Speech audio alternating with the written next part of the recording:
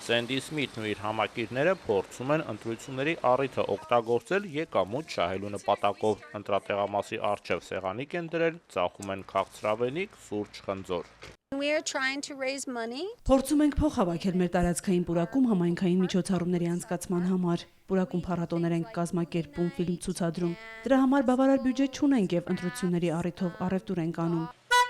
Տեղամասում շարժը շատ ակտիվ է, դա են վկայում կայանած մեծ թվով մեքենաները, ակտիվ երթևեկը, դա են փաստում դիտորդները։ IFS միջազգային կառույցի ավտոբուսով այստեղ են Շրի Լանկայից մինչև Անգլիա ամենատարբեր երկրներից ժամանած դիտորդները։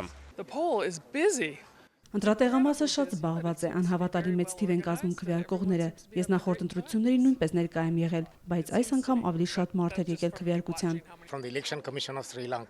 Շրի Լանկայի ընտրական հանձնաժողովից եմ։ Կարծում եմ, ընտրական գործընթացը շատ լավ է կազմակերպված։ Հիլարիի օգտին ենք քվեարկել։ Մենք վաղուց նրա կողմից էինք։ Շատ էինք ցանկանում առաջին կին նախագահն ունենալ։ Մահմեդական ենք, մի պահ նրա ելույթներից դժգոհ էինք ու որոշել էինք իրոք տինչ տալ մեր ձայնը, բայց հետո նորից փոխեցինք մեր կարծիքը։ Հատկապես մահմեդականների, սևամորթների, իսպանախոսների մեջ շատ են Քլինտոնի օգտին քվեարկողները։ Նրանք կրոնական, էթնիկ ու ռասայական փոքրամասնություններ են, իսկ կա նաև մեծամասնությունը։ Երեկոյան կողմ, երբ ընտրատեղամասերը մոտ էին փակվելուն, Ջեյմս Զոգբին մամուլի կենտրոնում հնչեցրեց իր կանխատեսումը. եթե հաղթի Դոնալդ Թրամփը, դա զայրացած սպիտակ խավի շնորհիվ է լինելու։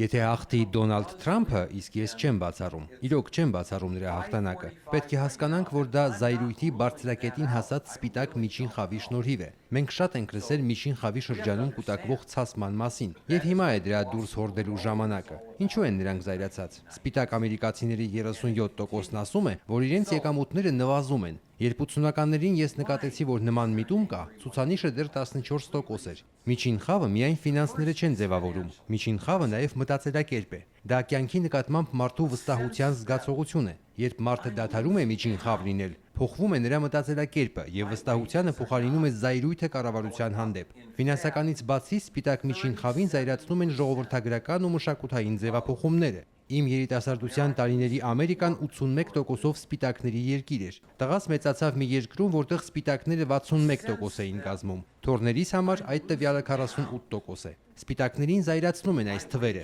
Նրանց զայրացնում են համասեռամոլների ամուսնությունները, քանի որ իրենց մտածելակերպով ամուսնանալ կարող են միայն տարբեր սեռերի ներկայացուցիչները։ Ահա այս բոլոր մարդկանց ձայները Թրամփի օգտին են։ Լևոն Բաղրամյանը ոչ այնքան Հիլարի Քլինտոնի, որքան Բեռնի Սանդերսի կողմնակիցն էր։ Եթե պրայմերիզում նա հաղթեր, հանրապետական թեկնածուն հաջողության տարբերակ չէր ունենա, վստահ է մեր հայրենակիցը։ Լևոնը մասնակցել է դեմոկրատների հավաքներին տարբեր նահանգներում ու մինչև վերջ պայքարել նրանց թեկնածուի համար, կնոջ հետ քվեարկելով նույնիսկ ընտրությունների օրվանից էլ շուտ։ Նախապես ընտրություն կատարելու early voting կոչվող երևույթը ամերիկյան օրենքը թույլ է տալիս։ This is my opinion, but learned opinion. I believe Senator Sanders would have had an easier time against. Իմ կարծիքն է, բայց գիտակից կարծիք է, որ սենատոր Սանդերսն ավելի դյուրին կհաղթեր Դոնալդ Թրամփին։ Սանդերսը չուներ Քլինտոնի պես էլեկտրոնային գրագրության կամ Քլինտոնի հիմնադրամին կասկածելի նվիրատվությունների նման վարկաբեկիչ անցյալ։ Մոտ չէր Ուոլ Սթրիթի բիզնես ղեկավարների հետ, ինչը Քլինտոնի դեպքում դրական չէր ընկալվում։ Հիլարի Քլինտոնը իշխանության մարդն էր, Սանդերսը դրսից էր, եւ դա հավասարության նշան էր դնում նրա ու Թրամփի միջև։ Կեսգիշերն անց էր Ամերիկան ցնցեցին իրարահաջորդ լուրերը։ Առաջինը հաղթեց Դոնալդ Թրամփը, երկրորդը նա հաղթեց նույնիսկ նահանգներում, որոնք ավանդաբար քվեարկում են դեմոկրատ տեխնացուի օգտին։ Երրորդ Քլինտոնի կողմնակիցները սկսում են բողոքի զանգվածային հավաքները։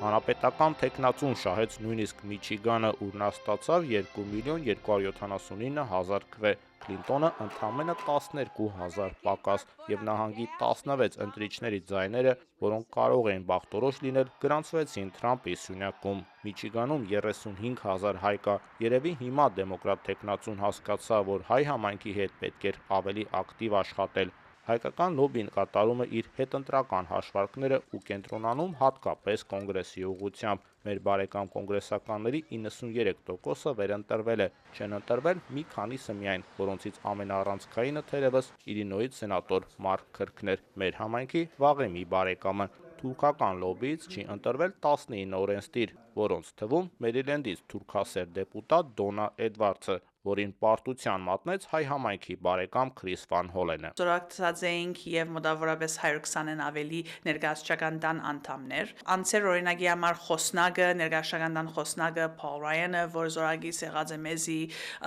կոնգրեսական Ռոյսը եւ Էնգելը, որոնք ղեկավարեցին Արցախի վերաբերյալ պաշտպանության գարկմը ինիշիատիվներ վերջին տարվան ընթացքին իրենք վերընտրվեցան, քանի անդամներ ներկայացուցչական տան արտաքին հարաբերություններու հանձնաժողովին վերընտրվեցան։ Նույն կողմեն սենատին մեջ կտեսնենք Քրիս Վան Հոլենը Մերիլենդ նահանգեն, որ դարիներով զովարավի կետ կանգնած է հայ քաղաքին, թե որպես նահանգային ձեռագույտի անդամ եւ աբակային հիմա ներկայացուցչական տան անդամ պիտի սենատորը լա, շատ հավանաբար կարևոր դիրք պիտի ունենա թե բյուջեի եւ կամ արտաքին օժանդակության հանձնախումբերում վրա կարևոր